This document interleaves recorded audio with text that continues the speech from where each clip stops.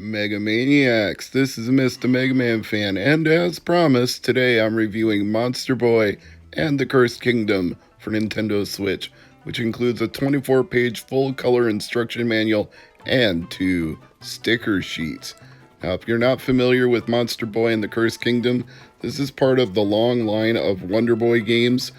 All-time favorite in the series would be Wonder Boy 3 for the Sega Master System, but that's been re-released several times on several different consoles in several different ways. Most recently, it got a remastering as Wonder Boy and the Dragon's Trap for PS4, Nintendo Switch, and probably Xbox as well, but I don't own that particular version. I do own the others, however, and I think it was that success that convinced them the time was right to make another game in this long-running franchise. And as promised, here is a full-color manual, which is really nice. You don't get that very often in new Nintendo Switch games unless they're limited run games or a special indie publisher that does their own printing, but this was a retail release I bought. Just normal, nothing special about it. Just picked it up and brought it home, and here it is. And you can see all the monster transformations and all the bosses. This manual is very impressive. It even has a hints and tips section in the back, so already this review is off to a fine start. 2 thumbs up for the instruction manual and 2 thumbs up for these sticker sheets. Initially I thought there was only one, but since they're in a sleeve, that just means I have to pull out the other one from behind the one in front. So yes, indeed, there are 2 sticker sheet sets as promised. So again, thumbs up for that. You gotta love when a publisher will put in little extras. They don't really have to. I would have bought this game anyway, but it's just the attention to detail that shows love for a series, love for a game, and love for the gamers who are going to buy it. So without further ado, let's start this game up and see what the series has brought us this time. To get things started, I'm going to read a little bit of the plot summation from Wikipedia while we watch these opening intros. A boy named Jin discovers his uncle Naboo using magic to spread chaos across the kingdom, turning everyone, including his brother Zeke, into animals. While trying to stop Naboo, Jin gets turned into... well, I'm not going to spoil that because we'll see it in the footage here in a little bit. Learning from the King's Court magician about a way to return everyone to normal, Jin goes on a quest to recover 5 animal orbs from across the kingdom. Upon doing so, the magic orbs are taken from Jin and used to open a gateway to the Dark Realm. So, you have to fight all this evil that's come about in this kingdom that's trying to take over the world, basically, which is a pretty familiar plot if you've played any of the previous games in this series. There's always some unspeakable evil, some terrible curse, some evil ne'er-do-well who does something terrible to you and or the people of your world, so you're always on a heroic quest to stop whatever evil you have come across. Now right now it's not very evil, we're just fishing, but there you can see Naboo, up to no good. He's destroying everything as he flies around, and he's throwing magic everywhere he goes, turning things small and big with whatever magical power he has in the wand that he possesses, including the fish that we just caught, which means we lose our fishing pole. Was that Uncle Naboo? Something's definitely not right. I better get my stuff and go after him. And now the game begins in earnest.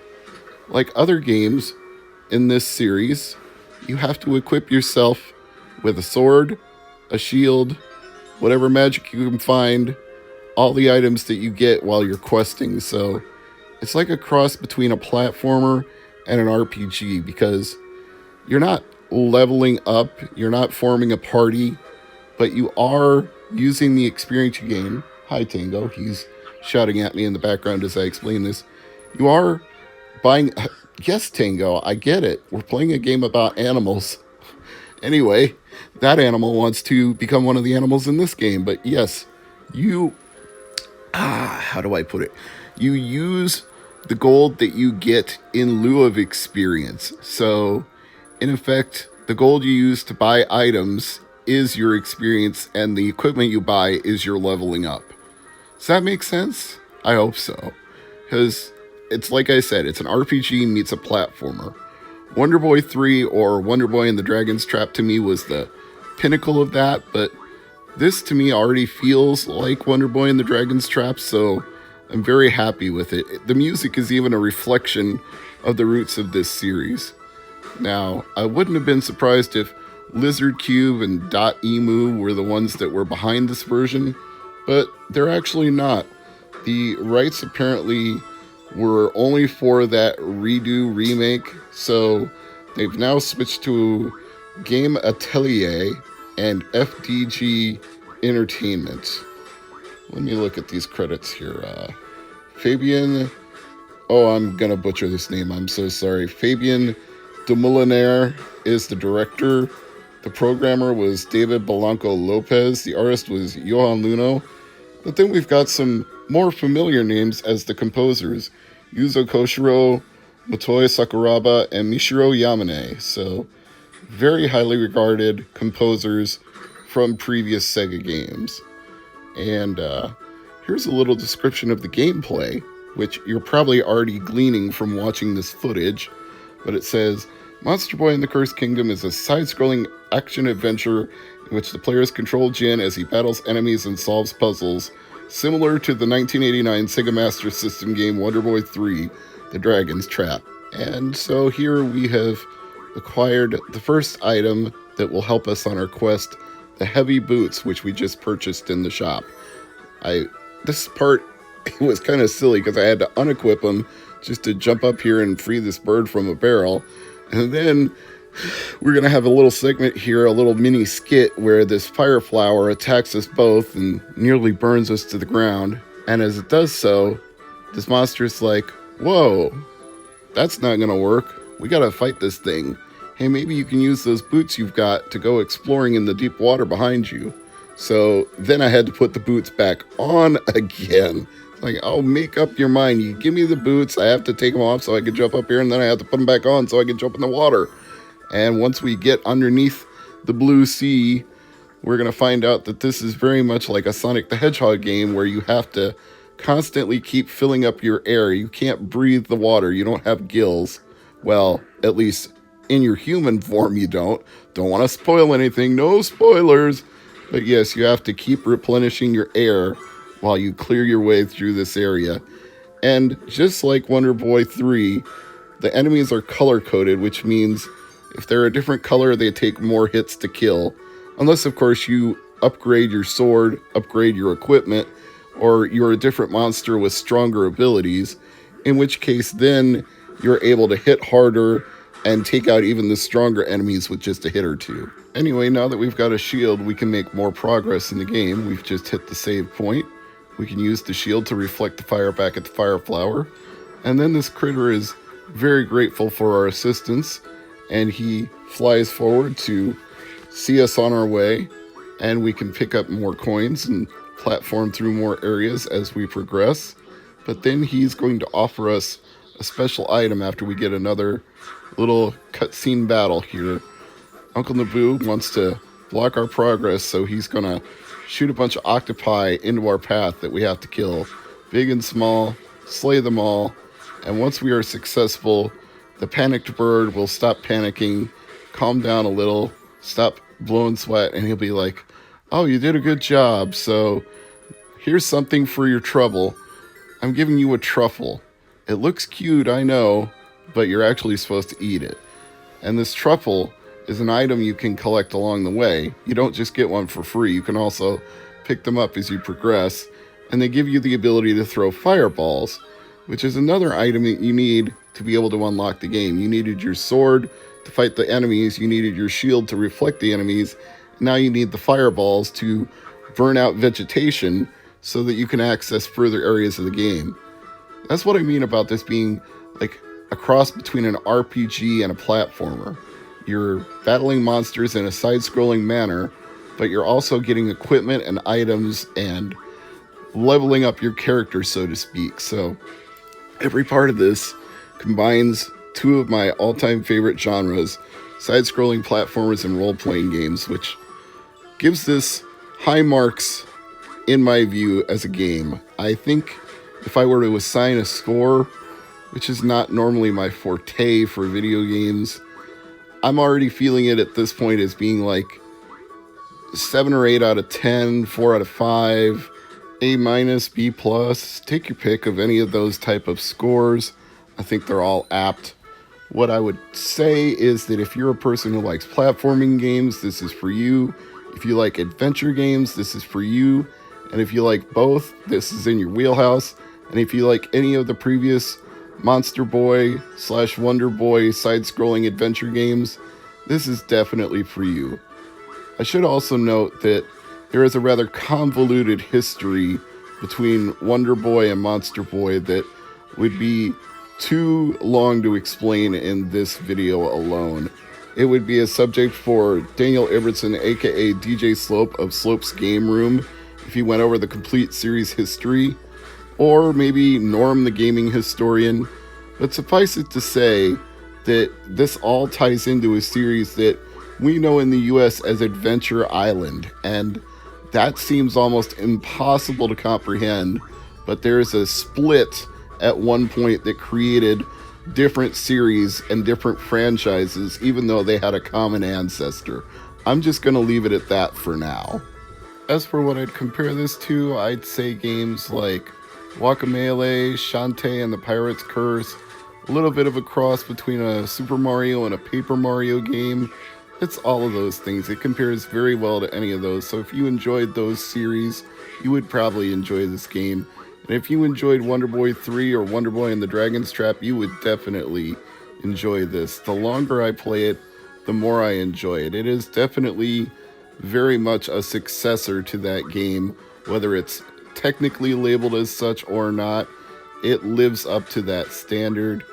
And the only thing I haven't done yet is fight a boss and get cursed by the boss afterward. Although in this case, I think Uncle Naboo will be the one doing the dirty deeds. Is it Naboo or Naboo?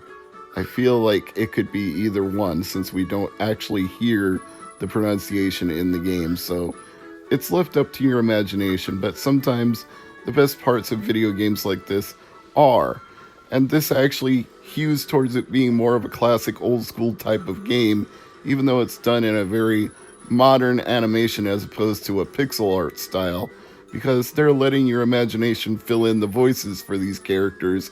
They're not just dubbing over dialogue and making you hear it one way. They're letting you hear it in your own head and picture it in your own mind, which is something that I think is not necessarily a bad part of modern gaming, but it's a lost part, is what I would say. It's like, it's great if you have really good voice actors, but there is just something to be said for the amount of immersion you get from a game when you have to picture all the characters in your head having the voices that you want to hear. And here's the boss battle that I talked about. We've got a giant squid. It's an invasion. It's squid-tastic. You've got to be squidding me. This just makes me want to go back and watch Squid Girl. Shoutouts to Lord Zombie, aka Antonio, and Sir Crunch, aka Chris, for introducing me to that series.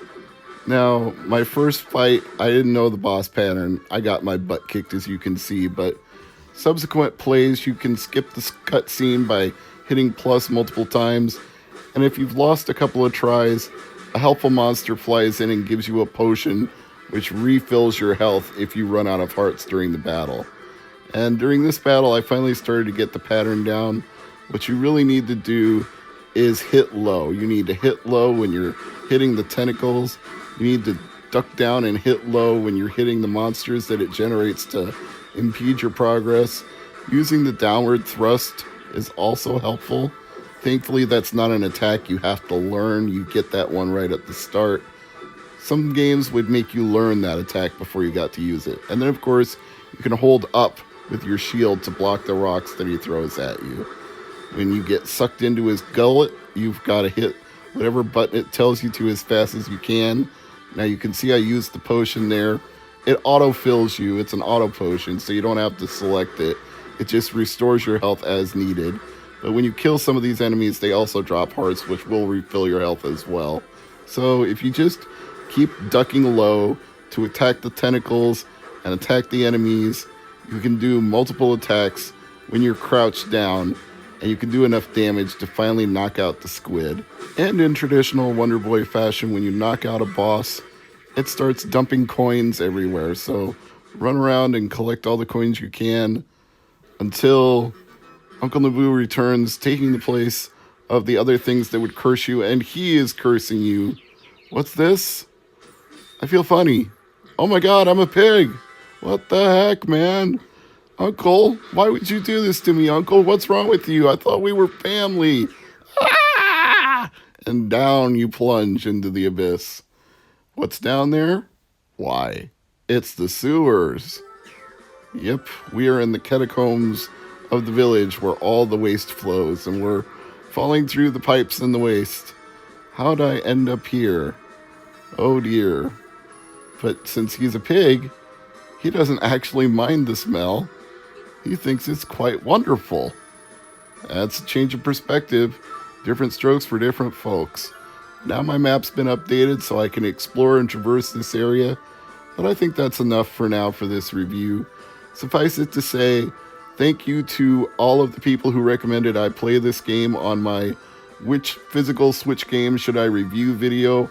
All of you subscribers right here at youtube.com/MMF187.